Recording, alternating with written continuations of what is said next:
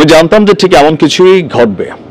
আর এটা আমার না, মনে হয় যে বাংলাদেশের এই মুহূর্তে যাদের একটু চিন্তা করার মতন শক্তি আছে তাও বুঝতে পারছিলেন যে এমন কিছুই ঘটবে।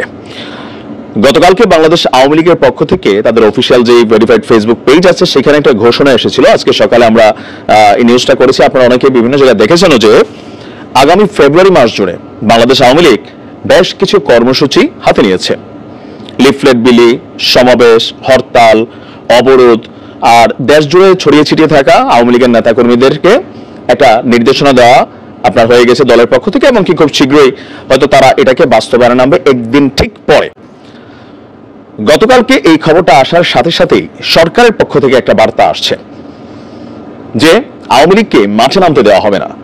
তো সরকারের পক্ষ থেকে বার্তা আসলেও আজকে আনুষ্ঠানিকভাবে বৈষম্য বিরোধী ছাত্র আন্দোলনের নেতারা, রাজনৈতিক দল হিসেবে বিএনপির নেতাকর্মীরা, জামাত ইসলামের নেতাকর্মীরা, তারা প্রত্যেককে কিন্তু তাদের যার যার জায়গা থেকে অবস্থান প্রকাশ করেছে। এখন শেখ হাসিনার ম্যাজিক কোনটা এখানে কাজে লেগে গেল যে শেখ হাসিনাকে হটানোর জন্য, পতনের জন্য সবগুলা শক্তি একত্রিত হয়ে কাজ করছে, দেন তারা সফল হয়েছিল।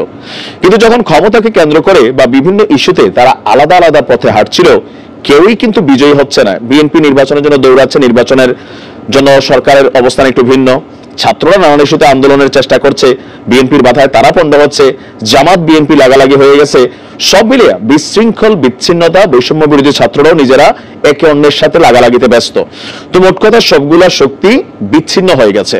এই পরিস্থিতিতে যখন আওয়ামী লীগ ঘোষণা দিছে, তখন আমি আগেই বলছিলাম যে শেখ হাসিনার একটা ঘোষণায় সবাই একত্রিত হয়ে যাবে।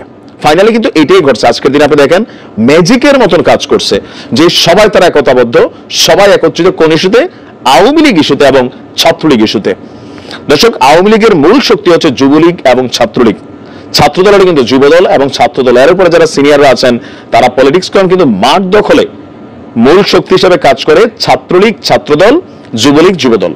তো ছাত্রলীগকে ঠেকানোর জন্য আজকে আনুষ্ঠানিক ঘোষণা দিয়েছে ছাত্রদল। যদি ছাত্রলীগ রাজপথে নামে তাহলে ছাত্রদল ছাত্রলীগকে ঠেকাবে।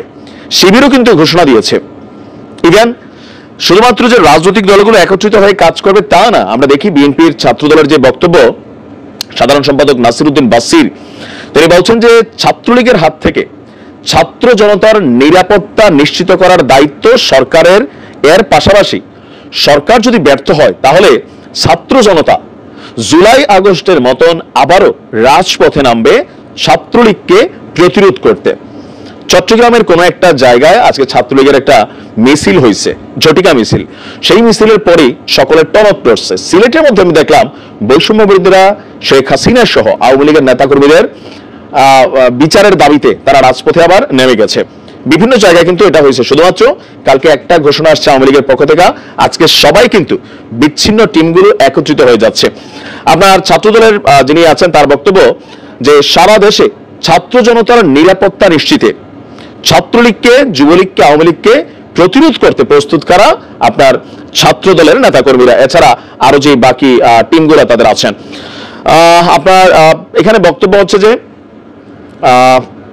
আমরা যদি দেখি জামাতের বক্তব্য, তারপর আছে অন্যান্য ভিপি নুরের যে টিম আছেন, গণ অধিকার পরিষদ তাদের বক্তব্য, চরমোনাইদের বক্তব্য, মানে আজকের দিনে সবাই ম্যাজিক্যালি একটা টিম হয়ে গেছে।